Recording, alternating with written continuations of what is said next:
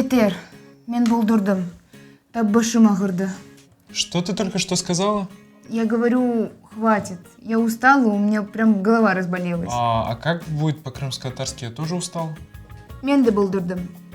Менде был дурдом. И про голову, кстати, тоже актуально. Очень актуально. Особенно если учесть, что на прошлом занятии мы как раз о голове и говорили. Давай отвлечемся от своих занятий и повторим, что находится на твоей умной, но уставшей голове. Легко. Баш. Ну, Баш это в целом голова, а ты скажи «моя голова». Башым, сачларым, көзлерім, бурыным, янакларым, кулакларым. А про брови и ресницы забыл? Ну, конечно, еще бы девушка не вспомнила про брови и ресницы. Судя по моей сестре, у вас это вообще целый обряд. Так, твои брови хашларан, твои ресницы кирпикляран, правильно? Добро. Айше, не смущайся, брови и ресницы так украшают крымских татарок, как и умная голова.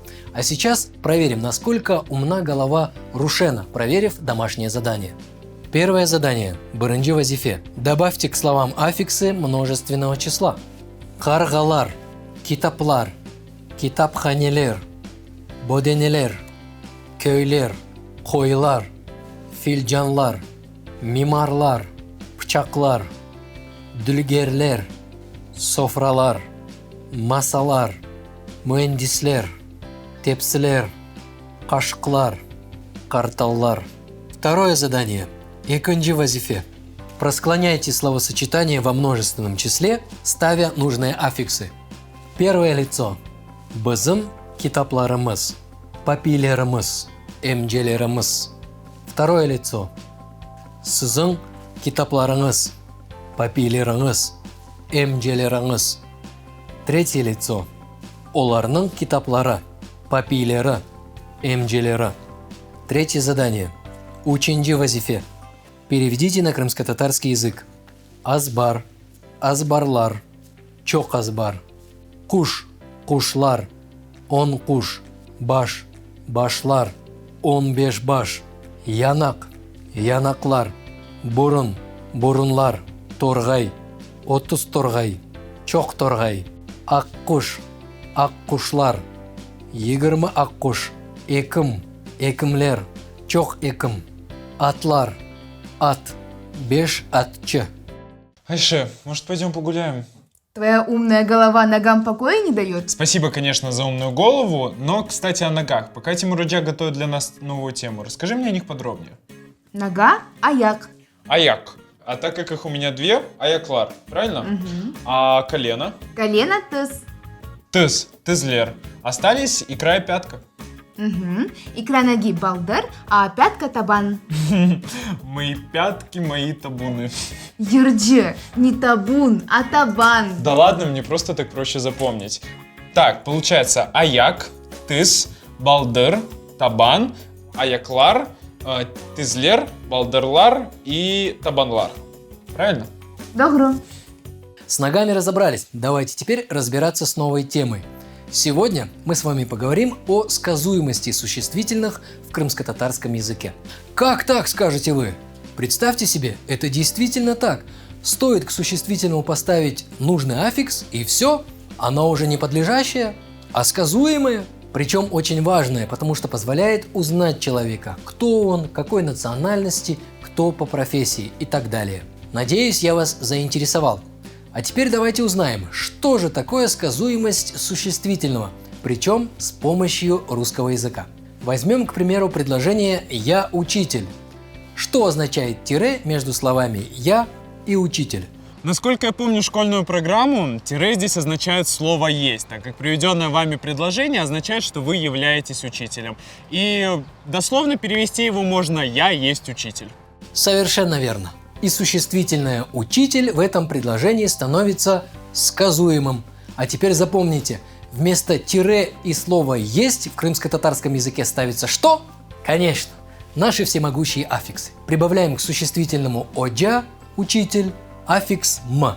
Составляем с ним предложение. И получаем «мен оджам» – «кым», «мен».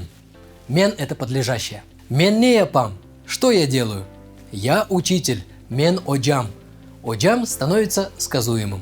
Поэтому аффиксы, с помощью которых существительное превращается в сказуемое, называются аффиксы сказуемости. Давайте рассмотрим аффиксы сказуемости в единственном числе. Первое лицо. Мен оджам. Студентам. Аффиксы м, им, им. Второе лицо.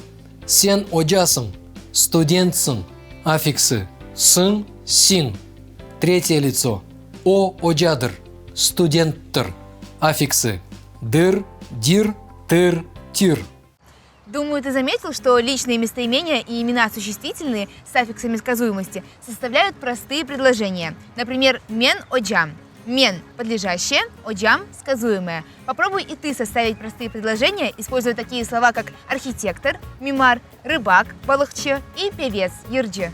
Так сразу. Хорошо. Мен мимаром, сен ерджисон, о балахчедер. Давай посмотрим еще несколько диалогов. И обрати внимание, в каких словах используются аффиксы сказуемости. Gel tanış olayıq. Sen kimsin? Мен aşçım, я сенкамсын. Men denizcim. O kimdir? O benim dostum Emine'dir. Ya senin dostun kimdir? Benim dostum Хуруджидыр. Вы заметили, когда общаешься с человеком и задаешь ему вопрос об его имени, национальности, профессии и так далее, в вопросительном слове нужно ставить соответствующий аффикс сказуемости. Сен кымсын, мен ишчим. Айше насылдыр, Айше дүлбер ве акыллыдыр. О кымдыр, о талебедыр. Аффиксы сказуемости ставятся и во всех сопутствующих словах, описывающих человека, наречиях, прилагательных и числительных. Сен акыллысын, ты умный. О биринчидир, он первый. Обратили внимание еще на один момент, когда собеседники говорили о каком-то третьем лице, используя местоимение он и она, иногда пропускали аффиксы сказуемости. Это вполне допустимо. Запомните, в первом и во втором лице использование аффиксов сказуемости обязательно. В третьем лице аффиксы могут быть пропущены.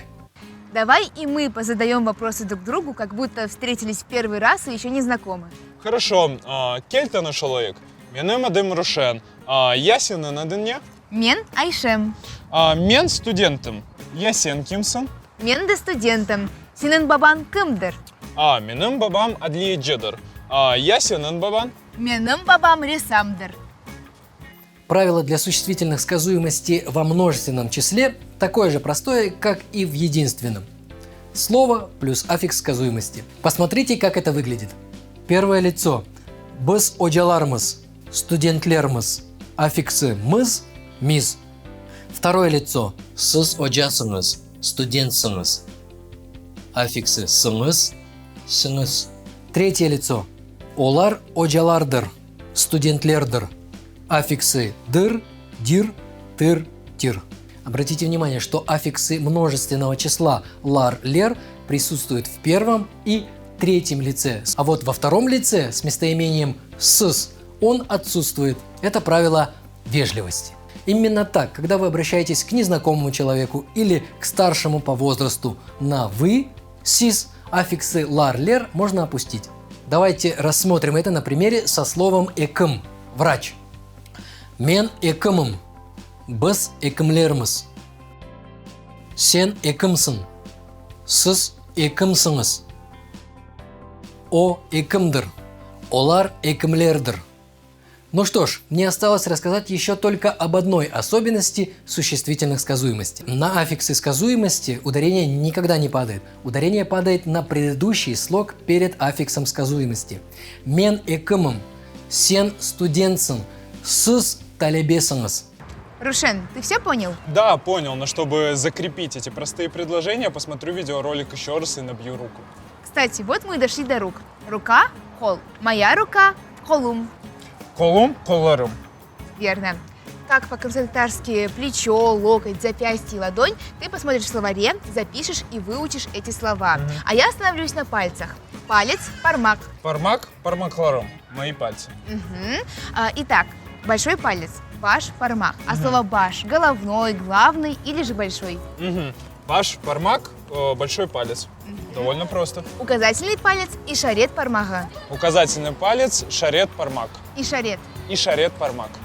Орта – это середина. Как ты думаешь, какой палец называют орта пармак? Ну, логично, что средний. Орта пармак, средний палец. Мгм. Ат – это имя, верно? Угу, я помню. А ацис – это безымянный. Ну получается безымянный палец, ацис пармак. Верно, но его еще называют юзук пармак, потому что на этом пальце носит кольцо – юзюк. Интересно и очень просто. Значит, мизинец, маленький палец, кичик пармак. Да, но у него есть еще и синоним – чинати пармак, что тоже означает мизинец. Думаю, вам очень пригодится знание частей тела на крымско-татарском языке. В кабинете врача, Аллах костермесен, в фитнес-зале. Ну а нам пора заканчивать, а значит, пришло время домашнего задания. Первое задание. Биринчи вазифе. Допишите к существительным аффикс сказуемости единственного числа.